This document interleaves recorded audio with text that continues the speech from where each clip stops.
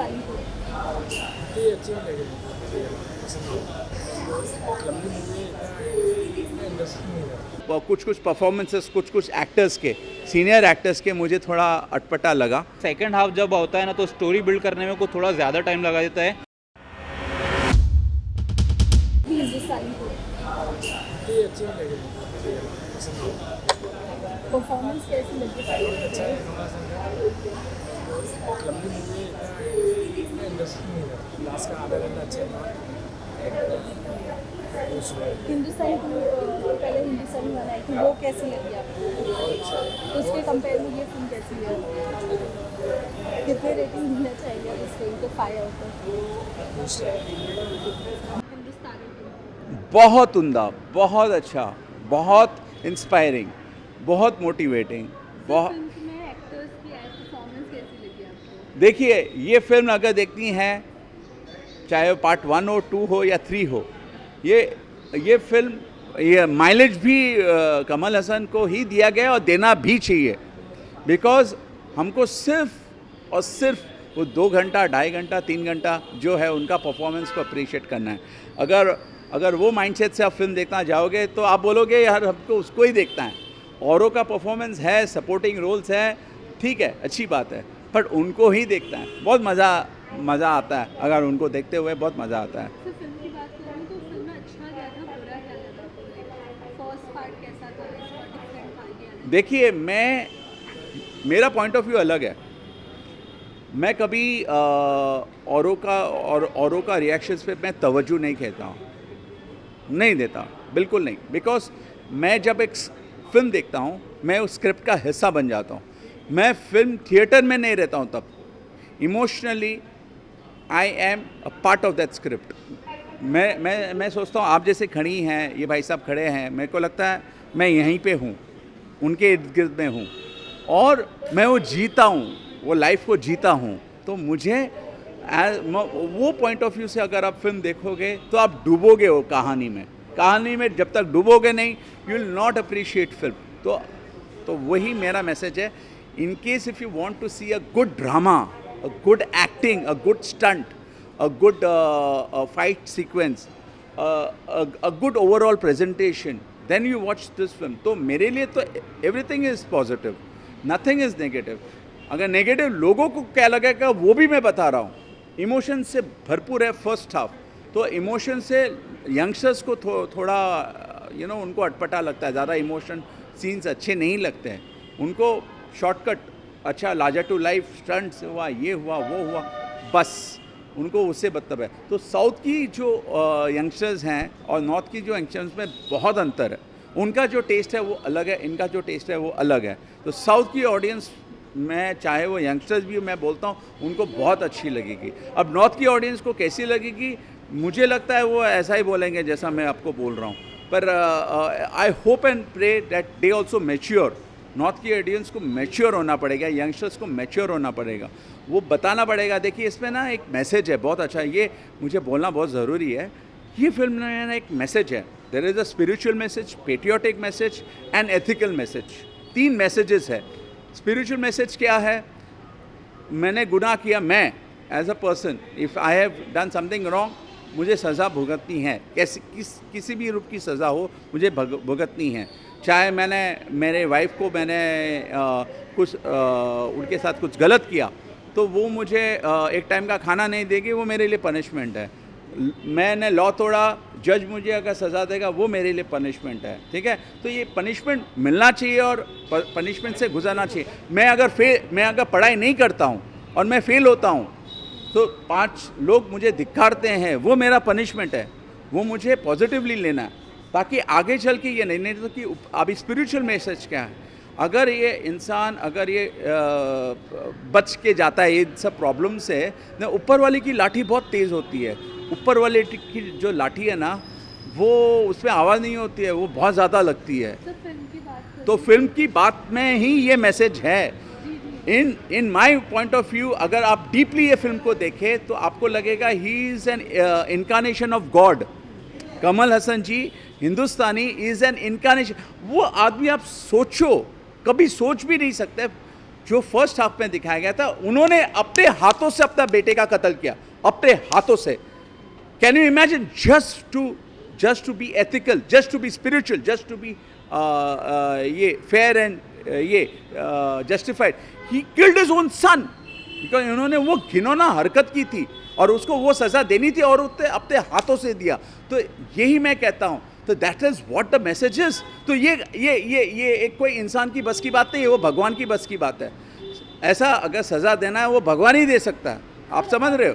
OTT का दौर चल रहा है, ये फिल्में ऑलरेडी रीमेक कर चुके हैं लोग, तो ये इसे हिंदी में भी मिल जाएगा इजीली. ये फिल्म हिंदी में मिल जाएगी डब की हुई, तो क्यों देखना पसंद करेंगे लोग ये थिएटर में?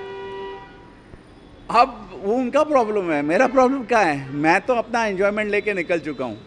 अगर वो एन्जॉय नहीं करे तो उनका प्रॉब्लम है. It's not my problem. My take on the film is it's a super duper entertaining film. I'm not saying a hit film, mind you. Super duper entertaining film. Sir अगर film की बात करें तो audience कितनी थी आप जब इस फिल्म को देखने गए? हाँ, तो अनफॉर्चुनेटली मैं वो गेज नहीं कर पाया ऑडियंस का reaction because there was a lot of rains today. तो लोग ऐसा, मैं आई एम श्योर सरफेरा देखने भी लोग आए नहीं होंगे. मुझे सरफेरा देखनी है. Akshay Kumar is a very good actor, no doubt about it. In fact मैं थोड़ा बायस्ड हूँ उसके तरफ क्योंकि he is an ex Boscoite. I am also from Don Bosco's. So मुझे एंड ही परफॉर्म्स वेल. तो आई एम श्योर वहाँ पे भी ऑडियंस इतनी खचाखच भरी. मैंने कल या सवेरे ही देखा था. बुक माई शो में बहुत हरा निशान बहुत ज़्यादा था, ग्रे निशान कम थे. तो I am sure because of the weather people have not ventured out. And मेरे ख्याल से जो रिलीज़ ऑफ द फिल्म जो है ना वो थोड़ा गलत है दोनों फिल्मों को. नहीं, ये दोनों नहीं. दे आर क्लैशिंग विद कल्कि जो एक मूवमेंट चला है ना वो अभी भी मेलो नहीं हुआ है. I am talking about north में. I am talking about south में पीपल अभी भर के अभी भी कल्कि देखने जा रहे हैं. बिकॉज कल्कि is out of the world. It is really out of the world. वो ना रेपिटेटिव है, ना वो कॉपी है, ना कुछ है. It is an out of the world story. कौन ऐसा सोच सकता था कि ऐसा एक कहानी बनाई जाएगी. तो it is a very beautiful film. तो अभी थोड़ी दिनों बाद, मेरे ख्याल से कम 15-20 दिन या एक महीने बाद प्रोड्यूसर को ये फिल्म को रिलीज़ करनी चाहिए थी. इंडियन एंड सरफेरा मैंने क्लैश कोई, मगर जब एक लाइक बाहुबली जब रिलीज़ होती है ना तो बाहुबली के सामने अब दूसरी फिल्म को रिलीज़ मत करो, समझदारी अपनाओ. तो they had the choice by the producers had taken the wrong decision. Sir 5 out of कितने रेटिंग देना चाहेंगे? हाँ, again I don't give ratings. For me is a full on entertainer, full of emotions. खामियाँ पूछा आपने, खामियाँ मेरे तरफ से थोड़ा बहुत रहेगा. ठीक है, वो कुछ परफॉर्मेंसेस कुछ एक्टर्स के, सीनियर एक्टर्स के मुझे थोड़ा अटपटा लगा. बट ठीक है. बट हाँ, as far as Kamal Haasan 10 on 10, 100 on 100. He has been mind blowing. बहुत अच्छा है. Thank you so much sir. कैसी लगी हिंदुस्तानी 2? हिंदुस्तानी 2 मुझे हिंदुस्तानी 2 के जैसी लगी क्योंकि मैं उस सदी का बच्चा हूँ जो इसके फर्स्ट पार्ट को मैंने थिएटर में एंजॉय किया था. 4 साल का था तब मैं. तो डैडी ने जब बैंडर टॉकीज में मुझे लेके गए थे, ये मूवी के विजुअल्स मुझे तभी भी याद थे. और सबसे ज़्यादा तो मुझे वो गाना याद था कि झटका दिखा दिया तुमने. उर्मिला के साथ जो कमल हसन का कॉम्बिनेशन था, तो वो कमल हसन की एक्टिंग उसके अंदर अच्छी लगी थी. जो उनके डायलॉग्स थे, अल्लाह वड़कम कमल हसन, मेरा नाम कमल हसन, तुमको मरना ही होगा जाने बाहर. तो उनकी जो आवाज़ें थी, उनकी जो मतलब वो एक बोलते ना, जितनी भी उनकी पोटेंशियल थी ना उस मूवी में वो नज़र आई थी. उस टाइम पर ऐसी मूवी बनाना शंकर के अलावा मेरे ख्याल से शायद ही कोई सोच सकता था 1906 में. तो वैसी मूवी को उन्होंने उस टाइम पे बना दिया था. 15 करोड़ के बजट में आई थिंक वो मूवी वो उस टाइम पर बनी थी तमिल लैंग्वेज में. उसके बाद सक्सेस के बाद हिंदी में डब हुई वो, और हिंदी में उसने 50 करोड़ किया था. तो सोचो उस टाइम की मूवी ने इतना कलेक्शन किया था. तो वही सोच के मैं इंडियन 2 का तो मेरे से पहले ही मुझे देखना था. और इंडियन 2 में भी वही करप्शन, वही रिश्वत, नीचे से लेके ऊपर तक सब रिश्वत ले रहे हैं और नीचे से लेके ऊपर तक सब मार खा रहे हैं कमल हसन के हाथ से.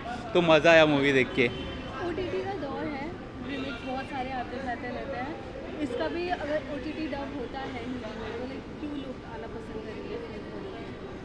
OTT देखो कैसा है ना, वो वेले लोगों के लिए, जो मूवी लवर होगा ना, जिसको थिएटर में एक्सपीरियंस करना रहता है फर्स्ट डे फर्स्ट शो, या किसी को मतलब फर्स्ट डे फर्स्ट शो नहीं कभी और आ जाए, जिसको मूवीज़ पसंद है थिएटर में देखना, वो थिएटर में आता ही है। कंटेंट अगर अच्छा हो तो कोई भी आएगा। आपने मुंजिया में भी देखा होगा।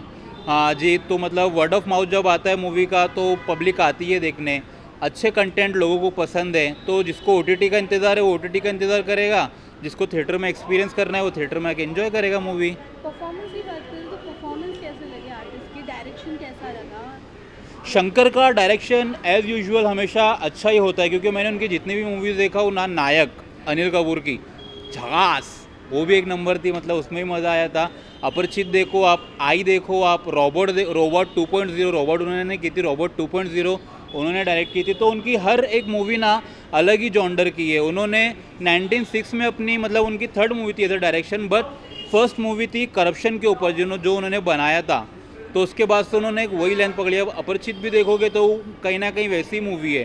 तो उनकी हमेशा कुछ ऐसे रहता है कि ऑडियंस को जागरूक करूँ, मैं अंदर से थोड़ा लाऊं, तो वो नज़र आता है मूवीज़ में। आपके अकॉर्डिंग ये फिल्म क्यों देखनी चाहिए लोगों को? ताकि कोई रिश्वत लेते हुए पकड़ा ना जाए। और कैसा होता है ना, सच है बट कड़वा है। इस देश का कानून कैसा है कि अगर आप रिश्वत लेते हुए पकड़े जाओ तो रिश्वत देके छूट जाओ। तो सच है पर कड़वा है, इस मूवी में वही दिखाया गया है।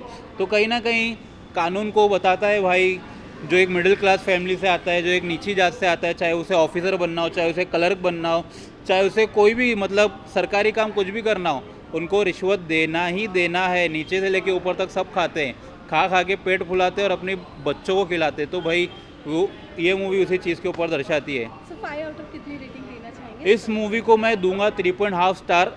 1.5 स्टार मैं इसलिए काट रहा हूँ क्योंकि सेकंड हाफ जब होता है ना तो स्टोरी बिल्ड करने में को थोड़ा ज़्यादा टाइम लगा देता है, तो शायद ऑडियंस वहाँ पे लिटिल बिट बोर होगी। वरना मूवी बहुत अच्छी है, कमल हसन ने बहुत अच्छा काम किया है। Each and every one Indian should be watch this movie. कितने लोग थे थिएटर में जब इस दौरान जब फिल्म देख रहे थे? देखो यार, मैं झूठ नहीं बोलूँगा। मैं अगर मतलब मुझे मूवी अच्छी लगी तो मैं ये नहीं बोलूँगा कि थिएटर में 100 लोग थे।